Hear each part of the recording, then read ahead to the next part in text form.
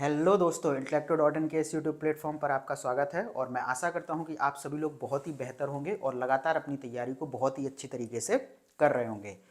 तो जैसा कि हम लोग पिछली वीडियोज में सामान्य अध्ययन की लिस्टिंग के तहत प्राचीन इतिहास और कला एवं संस्कृति की लिस्टिंग को कर रहे थे, जिसके कि 3 पार्ट ऑलरेडी हो चुके थे और ये प्राचीन इतिहास की लिस्टिंग के अंतर्गत चौथा और अंतिम पार्ट है। यानी कि इसमें सारी जो प्राचीन इतिहास की लिस्टिंग है वो पूरी तरीके से कवर हो जाएगी। तो पिछली वीडियो में हम लोगों ने कहाँ तक कर लिया था? संगम सम्मेलन यानी कि जो दक्षिण भारत में संगम सम्मेलन हुए थे वहाँ तक की लिस्टिंग को देख लिया था। तो आज उसी के बाद की लिस्टिंग को हम लोग देखते हैं यहाँ पर। ठीक है, तो संगम सम्मेलन के बाद अगर हम देखें तो जो दक्षिण भारत का जो संगम साहित्य है उसके संदर्भ में भी काफ़ी क्वेश्चन देखने को मिलते हैं। ठीक है, और मुख्य रूप से देखें हम तो 4 संगम साहित्य हैं, उनके जो लेखक हैं यानी कि जो उनके रचयिता हैं और उस संगम साहित्य के संबंध में भी कुछ पूछ लिया जाता है। तो ये सारी चीज़ें हम लोग यहाँ पर देखेंगे। तो सबसे पहले देखेंगे तो 4 संगम साहित्य हैं। एक तोलकाप्पियम है, ठीक है, दूसरा शिल्पादिकारम है, तीसरा है तिरुक्कुरल या फिर कुरल भी इसे बोलते हैं, और चौथा है मणिमेखले। अब हम बात करते हैं इनके लेखक यानी कि इनके रचयिता की। तो तोलकाप्पियम को हम देखें तो जो इसके रचयिता हैं वो हैं तोलकाप्पियर। शिल्पादिकारम की अगर हम लोग बात करें तो इसके रचयिता कौन है? इलंगो अडिगल। ठीक है, उसके बाद तिरुक्कुरल या फिर कुरल की बात करें तो इसके रचयिता कौन है? तिरुवल्लुवर। ठीक है, थोड़ा सा प्रोनाउंसिएशन टफ है तो आप लोग इसको देख लीजिएगा। उसके बाद मणिमेखले की हम लोग बात करें तो तिरुक्त कक्कदेवर इसके लेखक हैं। इसके बाद हम लोग देख लेते हैं कि तोलकाप्पियम का संबंध किससे था। तो यहाँ पर अगर हम देखें तो तोलकाप्पियम व्याकरण, अलंकार शास्त्र और काव्य से संबंधित था। क्वेश्चन यहाँ से पूछा गया है, ठीक है, इसीलिए मैंने इस चीज़ को यहाँ पर मेंशन किया है। उसके बाद अगर आप शिल्पादिकारम को देखेंगे तो ये एक प्रेम कथा थी। और वहीं अगर आप तिरुक्कुरल या फिर कुरल को देखेंगे तो ये इसमें एक नीति शास्त्र का वर्णन है। और एक फैक्ट आपको यहाँ पर बहुत ही अच्छी तरीके से याद रखना है कि ये जो कुरल था इसको तमिल साहित्य का बाइबल या फिर लघु वेद भी बोला जाता है। ठीक है, उसके बाद मणिमेखले की बात करें तो ये एक वणिक कथा थी। क्या थी? एक वणिक कथा। तो इस तरीके से हमने संगम साहित्य के रचयिता और किसके संदर्भ में ये लिखा गया है ये सारी चीज़ों को देखा। और यहाँ से क्वेश्चन या तो यहाँ से सीधा रचयिता पूछ लेगा या फिर इनके संबंध में प्रश्न भी यहाँ से बन सकता है। अब अगर हम अगली लिस्टिंग को देखें तो ये दक्षिण भारत के अन्य राजवंश के ऊपर है। अभी तो आपने चोल, चेर, पांड्य के बारे में पढ़ा था, लेकिन जो दक्षिण भारत के अन्य राजवंश हैं उनके हम लोग संस्थापक, उनकी राज्य की अवस्थिति और राज्य की राजधानी के विषय में भी क्वेश्चन बनते रहते हैं। तो थोड़ा सा अध्ययन हम लोग इसका भी करेंगे। तो सबसे पहले अगर हम चालुक्य वंश को देखें तो इसके संस्थापक कौन थे? पुलकेशिन प्रथम। और चालुक्य राजवंश की अवस्थिति को अगर हम देखें तो ये पश्चिम दक्षिण में कर्नाटक में आपको देखने को मिलती थी।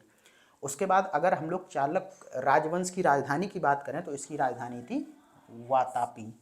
ठीक है, उसके बाद एक अन्य वंश था जिसको हम लोग पल्लव बोलते थे और इसके जो संस्थापक थे वो थे सिंह विष्णु। ठीक है, कौन थे? सिंह विष्णु। अगर हम लोग पल्लव राज्य की अवस्थिति का अवलोकन करें तो ये कहाँ पर है? दक्षिणी आंध्र प्रदेश और उत्तरी तमिलनाडु वाले क्षेत्र में। और अगर पल्लव राज्य की राजधानी हम लोग देखें तो ये कहाँ थी? कांची में, जो कि आधुनिक कांचीपुरम वाला क्षेत्र था। उसके बाद एक अन्य राजवंश का भी चर्चा देखने को मिलती है, वो था कदम्ब। इसके अगर हम लोग संस्थापक की बात करें तो ये थे मयूर शर्मन। और अगर हम लोग कदम्ब राज्य के अवस्थिति की बात करें तो ये उत्तरी कर्नाटक और कोंकण, ठीक है, इन क्षेत्रों में ये राज्य अवस्थित था। उसके बाद कदम्ब राज्य की राजधानी की बात करें तो ये था बैजंती और बनवासी। ठीक है, बैजंती या फिर बनवासी, विकल्प में आपको कोई मिले कोई भी यहाँ से ऑप्शन अगर इस तरीके से देखने को मिले तो कंफ्यूज नहीं होना, ये दोनों एक ही थे, बैजंती और बनवासी। तो ये हो गई दक्षिण भारत के अन्य राजवंश की बात। अब थोड़ा सा हम लोग पहुँचते हैं कहाँ पर, कला एवं संस्कृति वाले फील्ड में। तो सबसे पहले हम लोग देखेंगे जो प्रमुख स्तंभ थे उनके विषय में भी बहुत सारे क्वेश्चन लगातार बनते रहते हैं।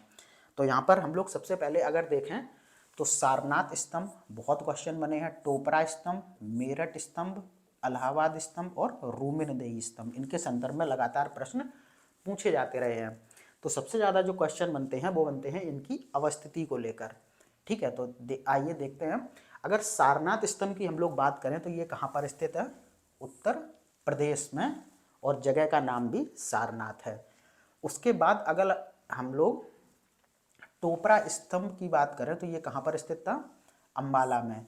लेकिन आपको एक बात याद रखनी है कि इसको फिर फिरोज शाह तुगलक द्वारा दिल्ली में लाया गया था। ठीक है, किसके द्वारा, फिरोज शाह तुगलक के द्वारा, और मूल रूप से ये कहाँ पर स्थित था, अम्बाला में। उसके बाद अगर हम लोग मेरठ स्तंभ की बात करें तो ये पहले मूल रूप से कहाँ पर था, मेरठ में, और उसके बाद इसे फिरोज शाह तुगलक द्वारा कहाँ पर लाया गया, दिल्ली में। तो फिरोज शाह तुगलक द्वारा दो स्तंभ थे, एक टोपरा और मेरठ, जिसे कि दिल्ली में लाया गया था। उसके बाद अगर हम लोग इलाहाबाद स्तंभ की बात करें तो ये पहले कहाँ पर था, कौशाम्बी में। ठीक है, और इसे अकबर के द्वारा इलाहाबाद में लाया गया था। तो एक तो इनकी मूल अवस्थिति के विषय में भी आपको पता होना चाहिए, साथ साथ आप ये भी देख लेंगे कि बाद में इनको किस शासक के द्वारा कहाँ पर स्थापित कर दिया गया था। इसके बाद अगर हम लोग बात करें रूमनदेही स्तंभ की तो ये नेपाल के रूमनदेही में स्थित है। ठीक है, तो ये तो बात हो गई स्तंभों के अवस्थिति की। उसके बाद आपने देखा होगा बहुत सारे क्वेश्चन स्तूप को लेकर भी बनते हैं। तो ये सारी लिस्टिंग वहाँ की है। जब आप प्राचीन भारत के अंतर्गत स्थापत्य कला का विवरण पढ़ेंगे तो सारी चीज़ें वहीं पर ये आपको मिलेंगी। लेकिन यहाँ पर मैं आपको लिस्ट के माध्यम से बहुत ही संक्षिप्त और एक सारगर्भित रूप में ऐसी चीज़ें लेके आया हूँ जहाँ से प्रश्न आपको लगातार देखने को मिलेंगे। ठीक है, तो आइए फिर देखते हैं थोड़ा सा स्तूप के विषय में। तो अगर हम लोग यहाँ पर सबसे पहले देखें सांची का स्तूप, बहुत ही फेमस है, इसकी अवस्थिति को देखें तो ये कहाँ पर है, ये है मध्य प्रदेश के रायसेन जिले में।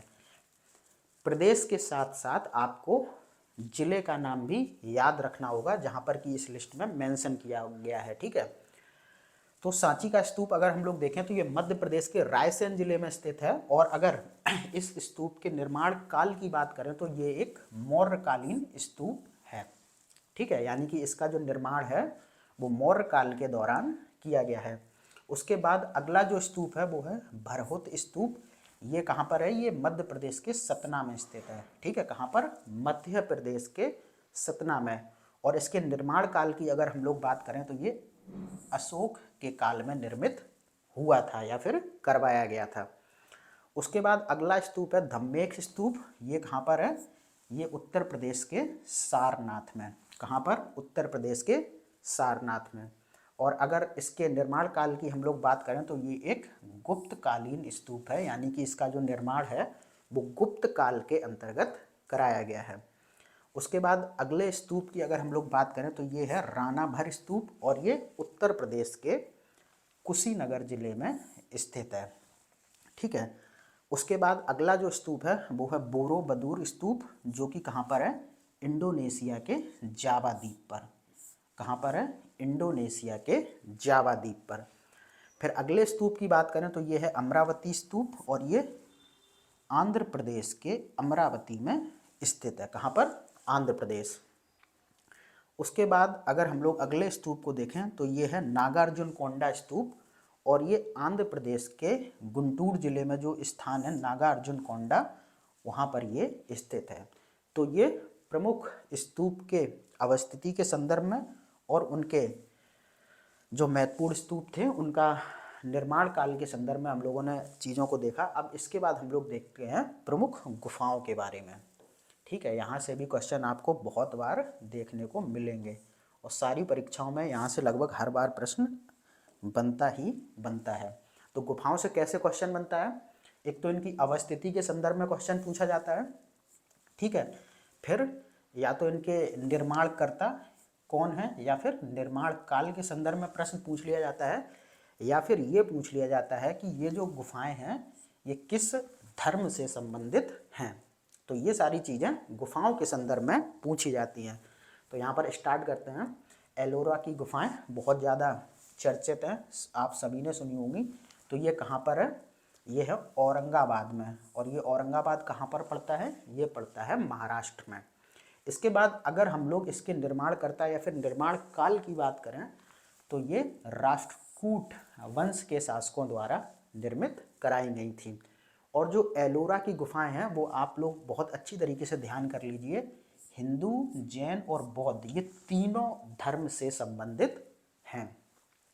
उसके बाद हम देखें अजंता की गुफाओं को, तो ये भी कहाँ पर स्थित हैं, ये भी महाराष्ट्र के औरंगाबाद में स्थित हैं। और अगर हम लोग निर्माणकर्ता की बात करें तो जो वाकाटक के शासक थे उनके अधीन ये निर्मित हुई हैं, और किनके द्वारा, जागीरदारों द्वारा, ठीक है। और उसके बाद अगर हम लोग अजंता की गुफाओं की बात करें तो ये सिर्फ और सिर्फ किससे संबंधित हैं, बौद्ध धर्म से। तो एलोरा की गुफाएं तीनों धर्म से संबंधित हैं, बौद्ध, जैन और हिंदू, लेकिन अजंता की जो गुफाएं हैं वो सिर्फ बौद्ध धर्म से संबंधित हैं। उसके बाद हम लोग देखते हैं अगली गुफाओं को, तो ये हैं एलिफेंटा की गुफाएं, जो कि आपको मुंबई में देखने को मिलेंगी। और इसका भी निर्माण किसके द्वारा कराया गया है, राष्ट्रकूट शासकों द्वारा। एलोरा का भी राष्ट्रकूट शासकों द्वारा और एलिफेंटा का भी राष्ट्रकूट शासकों द्वारा निर्माण कराया गया है। इसके बाद अगर हम लोग इसको देखें तो ये शैव और बौद्ध धर्म से संबंधित हैं। किससे, शैव और बौद्ध धर्म से। उसके बाद अगर हम लोग बात करें कान्हेरी की गुफाओं को, तो ये कहाँ पर स्थित हैं, ये कन्हेरी महाराष्ट्र में स्थित हैं।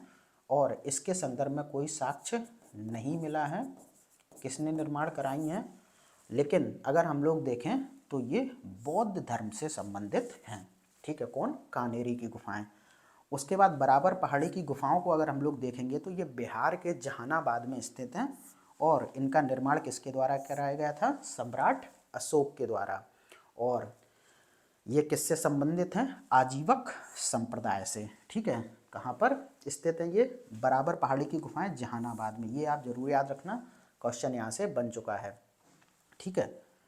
अशोक के द्वारा निर्मित कराई गई थी और आजीवक संप्रदाय से संबंधित हैं।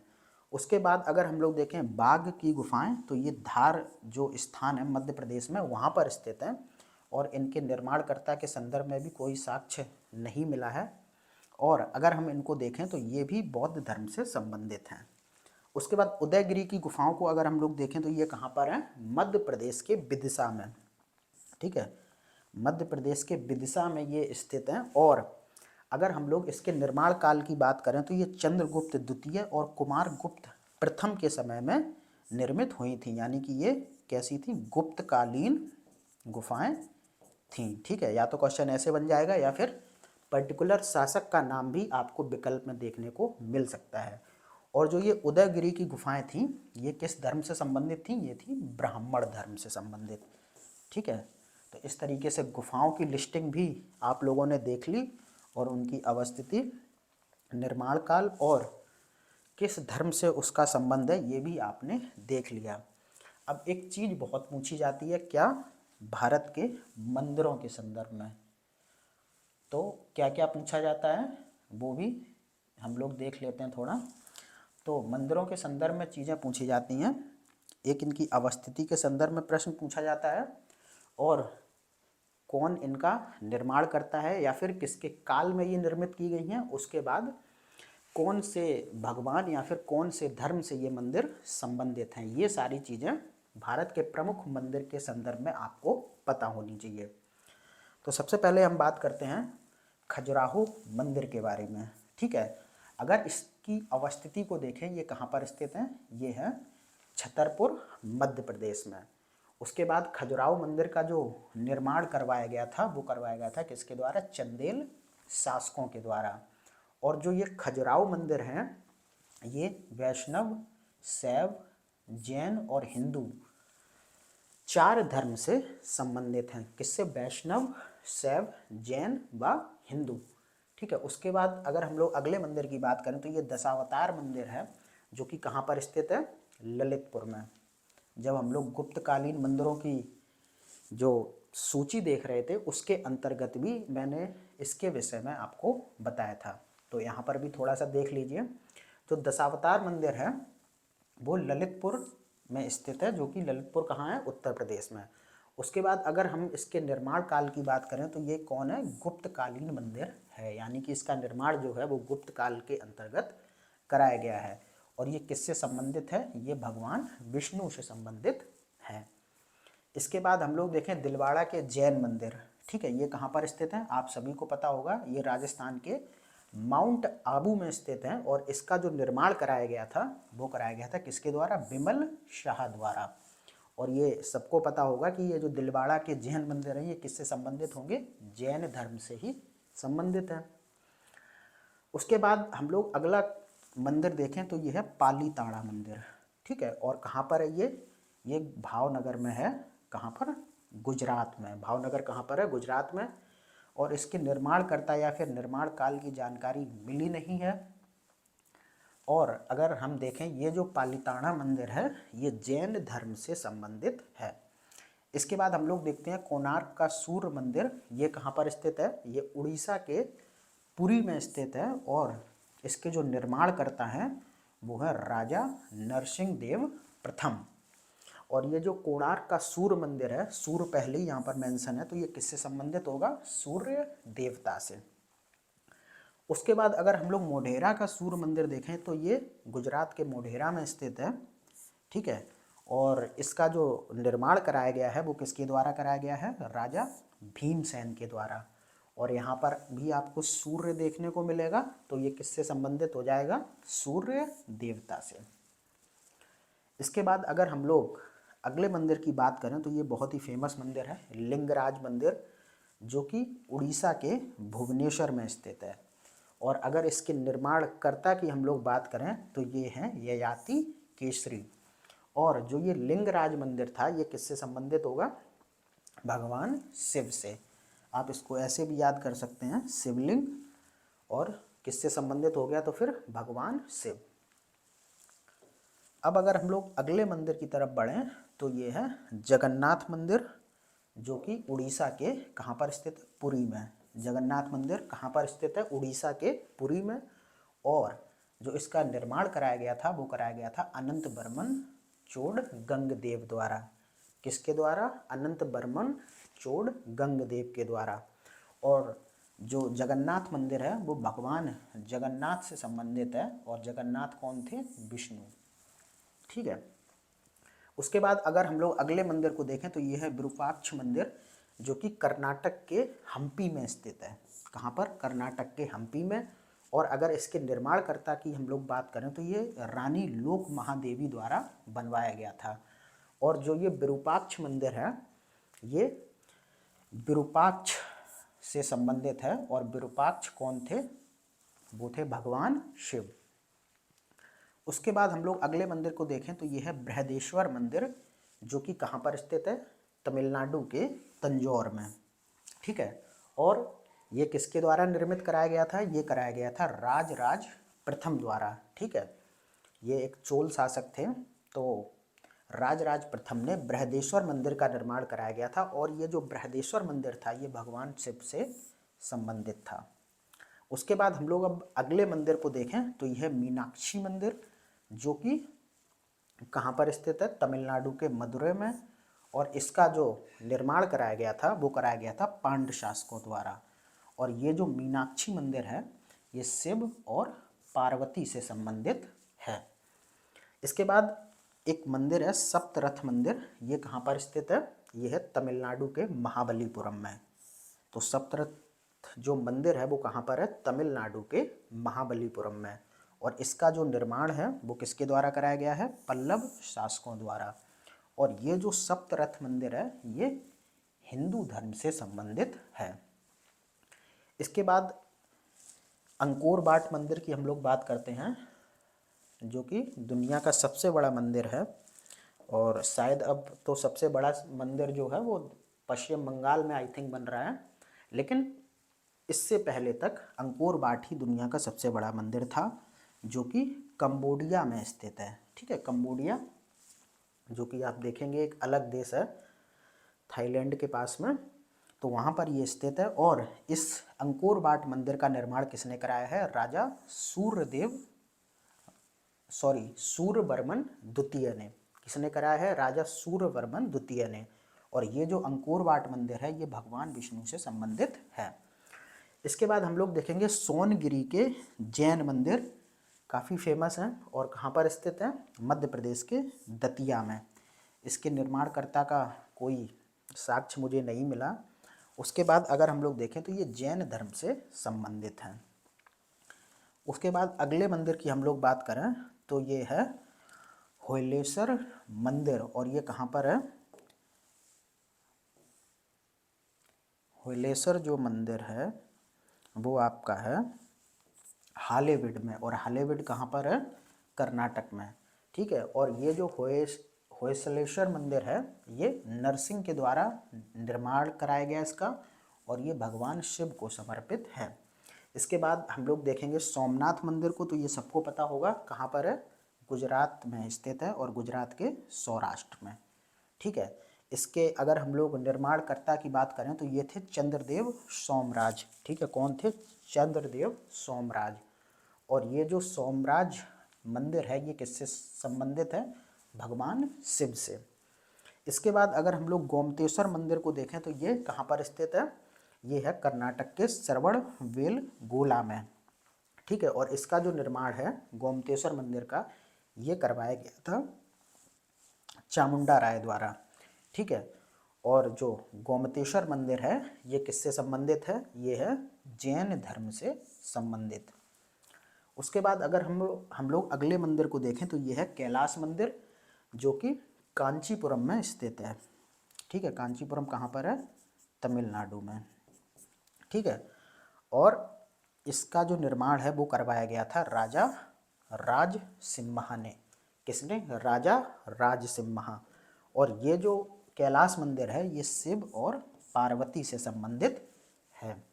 उसके बाद अगले मंदिर को हम लोग देखें तो ये तेली मंदिर है, जो कि मध्य प्रदेश के ग्वालियर में स्थित है, और ये किससे संबंधित है? विष्णु, शिव और मातृका। तो तेली मंदिर आपने पहली बार सुना होगा, लेकिन इसके संदर्भ में क्वेश्चन पूछा जा चुका है। तो ये तो बात हो गई भारत के प्रमुख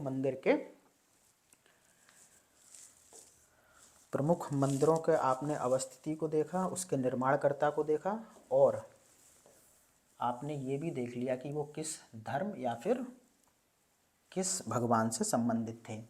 अब देखते हैं हम लोग प्राचीन रचनाओं के बारे में। यहाँ से क्वेश्चन आपको खूब देखने को मिलेंगे, तो थोड़ा सा इसको हम लोग जूम कर लेते हैं ताकि आपको देखने में कोई दिक्कत ना आए।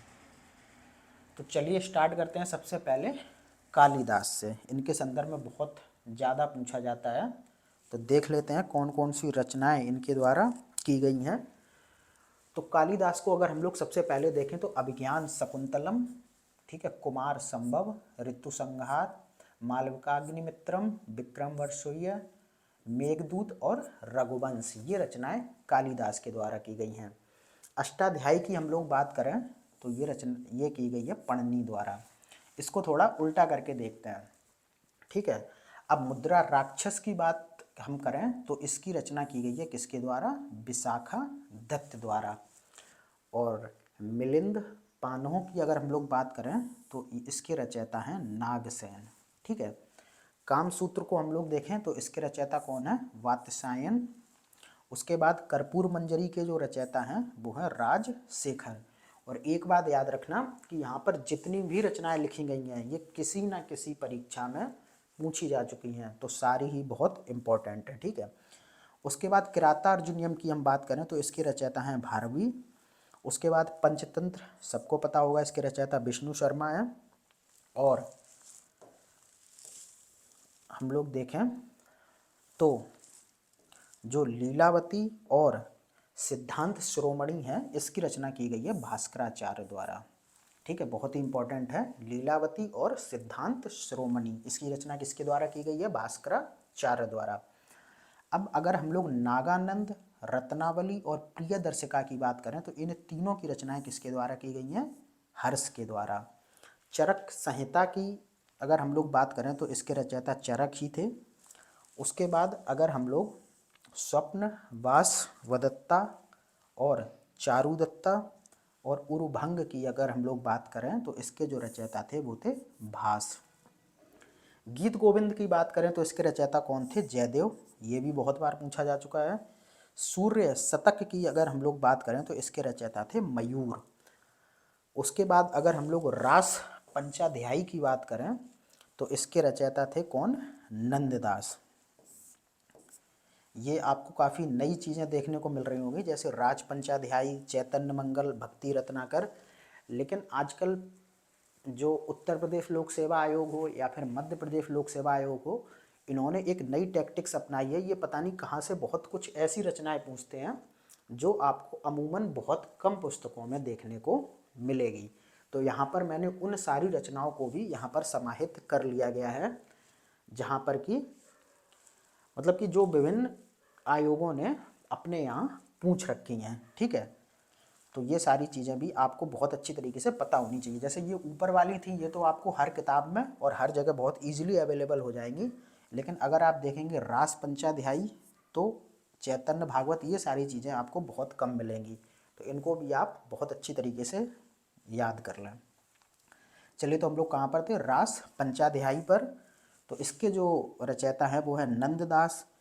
उसके बाद अगर हम लोग देखें चैतन्य भागवत, इसके रचयिता कौन थे?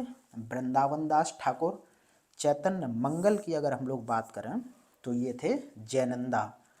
और अगर हम लोग भक्ति रत्नाकर की बात करें तो इसके रचयिता कौन थे? नरहरि चक्रवर्ती। अब थोड़ा सा आते हैं इधर की तरफ जो रचनाएं दी गई हैं।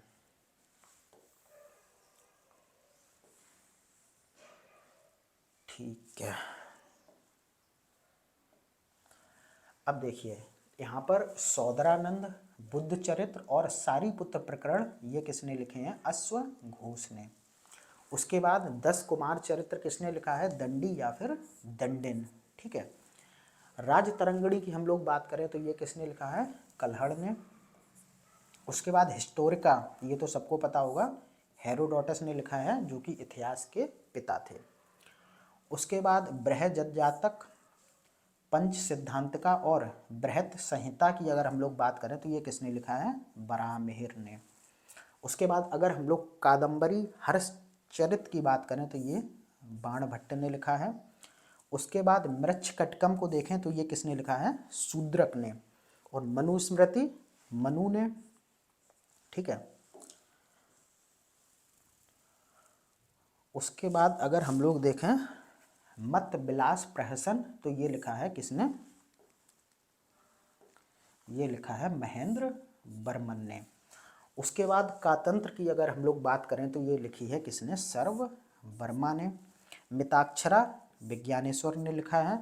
सूर्य सिद्धांत और आर्यभट्टियम किसने लिखा है? आर्यभट्ट ने। ये भी बहुत बार पूछा जा चुका है। और अगर हम लोग अगली रचना को देखें तो वो है न्यायावतार, जो कि किसके द्वारा लिखी गई है? लिखी गई है शुद्ध सेन के द्वारा। उसके बाद नाट्यशास्त्र किसने लिखा है? तो वो लिखा है भरत मुनि ने। उसके बाद अगर हम लोग देखें राग माला तो किसने लिखा है? पुंडरीक विट्ठल ने। ये भी आपको बहुत कम जगह देखने को मिलेगा, लेकिन यहाँ से यूपी पीसीएस क्वेश्चन पूछ चुका है। रागमाला, राग विबोध, रस कौमुदी और चतुर्थ दंडी प्रकाशिक, ये चारों के संदर्भ में क्वेश्चन सुमेलित करने के लिए बन चुका है।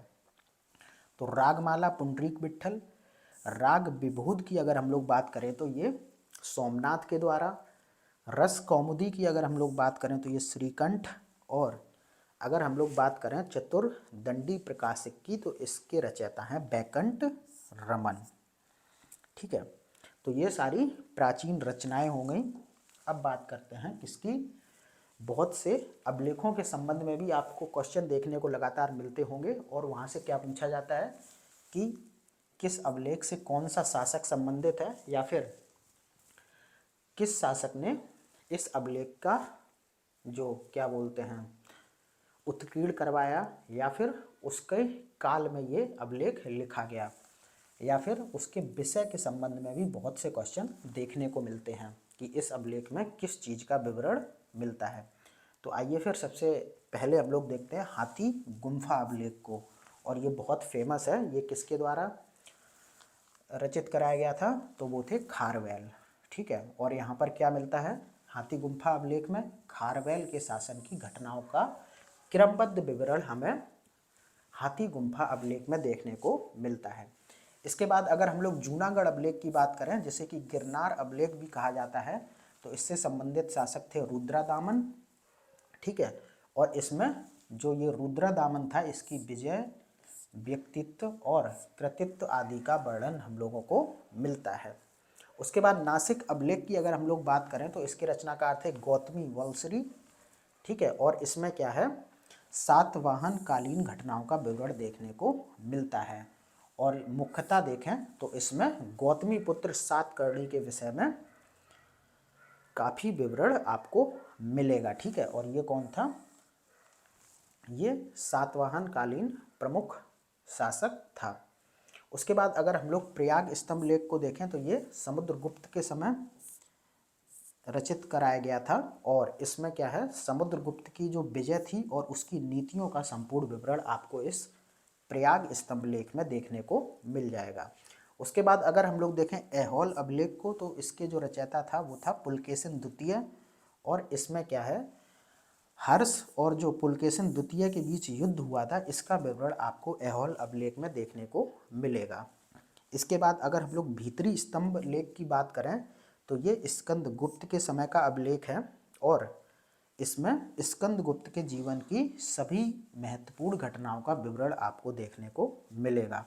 इसके बाद हम लोग मंदसौर अभिलेख की बात करें तो ये मालवा नरेश यशोधर्मन के काल में निर्मित हुआ था, और इसमें यशोधर्मन की जो सैनिक उपलब्धियां थीं उनका वर्णन आपको इस मंदसौर अभिलेख में देखने को मिलेगा। तो ये थे अभिलेखों के संबंध में कुछ महत्वपूर्ण पॉइंट। अब देखेंगे जो प्राचीन कालीन विदेशी यात्री थे, तो उनके संबंध में थोड़ा देख लेते हैं कि किस किस के शासन काल में वो आए। तो सबसे पहले हम लोग देखते हैं मेगस्थनीज को। ये कहाँ का था? यूनान का, और ये यूनानी राजदूत के रूप में कहाँ पर आया था? चंद्रगुप्त मौर्य के शासन में। उसके बाद हम डाइमैक्स की बात करें तो ये सीरिया का राजदूत था, जो कि बिंदुसार के दरबार में आया था। उसके बाद हम लोग बात करें डायोनीसियस की, तो ये मिस्र का राजदूत था, जो कि बिंदुसार और अशोक दोनों के दरबार में आया था। उसके बाद हम लोग फाहियान को देखें तो ये एक कौन था? चीनी बौद्ध यात्री था, जो कि चंद्रगुप्त द्वितीय के काल में आया था। उसके बाद ह्वेनसांग की अगर हम लोग बात करें तो ये भी चीनी बौद्ध यात्री था, जो कि हर्षवर्धन के काल में भारत आया था। और अगर हम लोग इत्सिंग की बात करें, ये भी चीनी बौद्ध यात्री था, जो कि 671 या फिर 672 ईस्वी में दक्षिण भारत में आया था, और ये किसी विशेष शासक के यहाँ नहीं गया, ये सिर्फ यहाँ पर बौद्ध धर्म का अध्ययन करने आया था। तो यहाँ पर अगर हम लोग देखें मेगास्थनीज को, फाहियान को, ह्वेनसांग और इत्सिंग, इनके संदर्भ में बहुत ज़्यादा प्रश्न आपको देखने को मिलेंगे, तो इन्हें बहुत अच्छी तरीके से आप याद कर लीजिए। उसके बाद अगर हम लोग प्राचीन इतिहास में देखें तो बहुत सारे क्वेश्चन प्राचीन काल के सिक्कों को लेकर भी बनते हैं कि कौन से काल में किस धातु के सिक्के को किस नाम से जाना जाता था। तो ये सारी चीज़ें पूछी गई हैं। तो सबसे पहले अगर हम लोग बात करें मौर्यकालीन सिक्कों की, तो मौर्य काल में जो सोने का सिक्का होता था उसे स्वर्ण या फिर निष्क बोलते थे, चांदी के सिक्के को पड़ बोलते थे, और तांबे के सिक्के को माशक बोलते थे। ठीक है, उसके बाद मौर्योत्तर कालीन सिक्कों की अगर हम लोग बात करें तो सोने के सिक्के को क्या बोला जाता था? निष्क या फिर स्वर्ण, चांदी के सिक्के को बोला जाता था शतमान, और तांबे के सिक्के को बोला जाता था ककाणी। ठीक है, अब सातवाहन कालीन सिक्कों की बात करें तो सोने के सिक्के को स्वर्ण बोला जाता था, और चांदी के सिक्के को क्या बोला जाता था? कासारपड़। ठीक है, तो एक चीज़ याद रखना कि सोने के सिक्के को स्वर्ण, स्वर्ण और सुवर्ण, ये एक ही जैसा नाम था, बस यहाँ पे स्वर्ण कर दिया गया है और यहाँ पर सुवर्ण। अब गुप्तकालीन अगर हम लोग सिक्कों की बात करें तो यहाँ पर सोने के सिक्के को क्या कहा जाता था? दीनार, चांदी के सिक्के को रूपक और तांबे के सिक्के को मासक। ठीक है, तो ये तो बात हो गई प्राचीन कालीन सिक्कों की। उसके बाद अगर हम लोग देखें प्राचीन काल में कोई बहुत ज़्यादा युद्ध नहीं लड़े गए, जो भी लड़े गए हैं उनके संदर्भ में थोड़ा सा हम लोग देख लेते हैं। तो सबसे पहले तो हम लोग देखेंगे जो वैदिक काल में दशराज का युद्ध हुआ था, ये किस किस के बीच में हुआ था? भरत वंश जो राजा थे सुदास और जो 10 अन्य कबीले थे उनके मध्य हुआ था, और इसमें जो भरत वंश के राजा थे सुदास, उनकी विजय हुई थी। उसके बाद झेलम का युद्ध या फिर जिसे हाइडे स्पीज का युद्ध भी बोला जाता है, बहुत ही फेमस युद्ध है जो कि पोरस यानी कि पुरु और सिकंदर के मध्य हुआ था, और इसमें सिकंदर विजयी हुआ था। उसके बाद कलिंग युद्ध आप देखेंगे जो कि सम्राट अशोक से संबंधित है, तो ये सम्राट अशोक और नंदराज के मध्य में हुआ था और इसमें अशोक की जीत हुई थी। ठीक है, तो ये तो थे प्राचीन काल में लड़े गए कुछ प्रमुख युद्ध।